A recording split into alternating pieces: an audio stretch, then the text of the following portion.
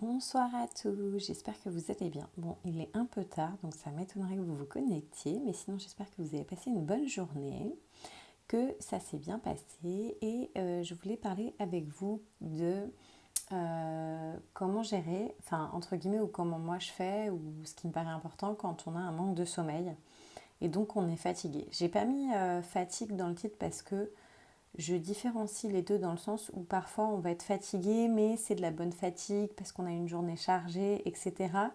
Je distingue vraiment la fatigue du manque de sommeil où c'est on a été réveillé 30 fois dans la nuit, on a dormi 2 heures, on a dormi 3 heures.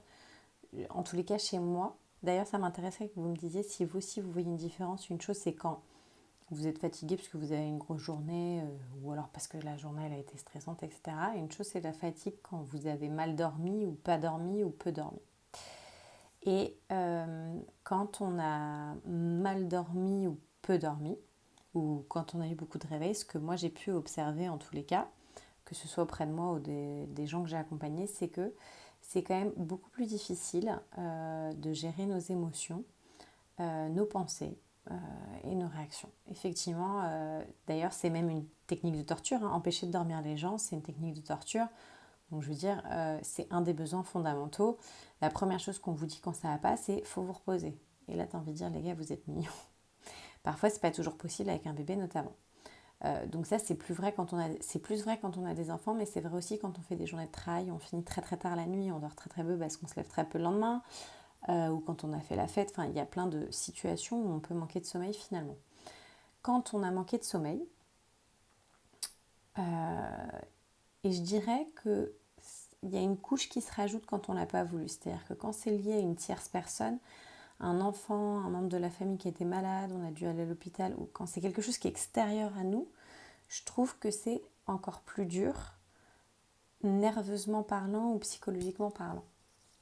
Et donc, la journée qui suit, souvent, c'est très compliqué, c'est un peu les montagnes russes, c'est un peu l'ascenseur émotionnel où ça va, je suis fâchée, ça va, je suis triste, ça va, enfin c'est un peu les montagnes russes. Pourquoi? Parce que du coup, on va avoir plus de mal, on va avoir plus de mal à gérer. Ça va arriver plus vite et plus fort. Enfin, c'est la sensation que ça me donne. Dites-moi si vous, ça vous parle. Est-ce que ça vous arrive d'avoir ces moments où vous voyez que les journées où vous avez eu une moins bonne nuit, forcément, vous allez avoir tendance à plus surréagir, etc. Donc, le premier mot d'ordre, c'est l'indulgence. C'est d'être indulgent avec soi et de se dire qu'on fait du mieux qu'on peut. Je pense qu'à partir du moment où on fait du mieux qu'on peut en toutes circonstances, du coup, il y a moins de remords. Essayez de mettre le plus de conscience possible sur ce qui se passe en nous pour l'accueillir, l'accepter. Dès que vous pouvez avoir un relais ou une possibilité de vous reposer, bien évidemment, vous reposer ou faire une sieste. Mais parfois, c'est pas toujours possible. Donc, on va se mettre dans la situation où j'ai eu une mauvaise nuit, parce que j'ai pas beaucoup dormi, beaucoup de réveils, il y a eu un truc, peu importe, ça vient d'une source extérieure. J'ai pas de relais possible, il faut que je gère, et je vois bien que moi, j'ai les émotions qui partent en cacahuète toutes les 30 secondes, ou enfin, que c'est l'ascenseur émotionnel. Donc déjà, c'est d'être indulgent avec soi-même, ce que je vous ai déjà dit. Parce que si on fait du mieux qu'on peut, on sait qu'on n'aurait pas pu faire mieux. Donc déjà, il n'y a pas de regret. C'est plus facile. Et du coup, de là découle le deuxième, c'est d'être bienveillant envers soi. C'est pas parce qu'on a une journée où on est moins en forme, ça veut juste dire qu'on est humain et donc juste être bienveillant envers soi en fait. On est juste des humains. C'est pas parce qu'on a une moins bonne journée qu'on est une moins bonne mère, une moins bonne fille, un moins bon homme, un moins, enfin, un moins, trois petits points. Quoi qu'il arrive, non. Euh, d'être dans l'amour de soi le plus possible, c'est-à-dire que quand on a le comportement qui ressort qu'on n'aime pas, de s'accepter là-dedans et de s'aimer là-dedans. Alors c'est pas toujours facile, ça demande de l'entraînement, c'est un exercice.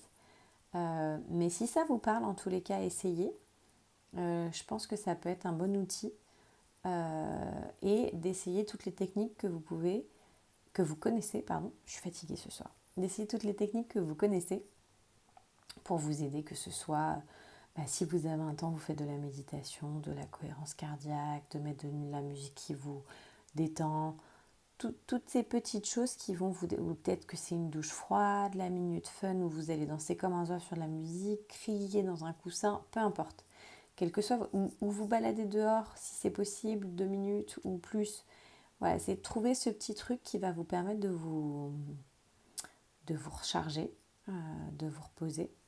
Mais vraiment d'allier ces trois-là. Soyez indulgent envers vous, soyez bienveillant et dans l'acceptation et l'amour de vous-même, même quand vous avez la facette qui sort que vous n'aimez pas, d'être dans cette facette, dans ce côté de l'amour de soi. Et si sur le moment, vous n'y arrivez pas, vous pouvez tout à fait le faire le soir en accueillant toutes les petites facettes que vous n'avez pas aimées de vous dans la journée et de les accueillir.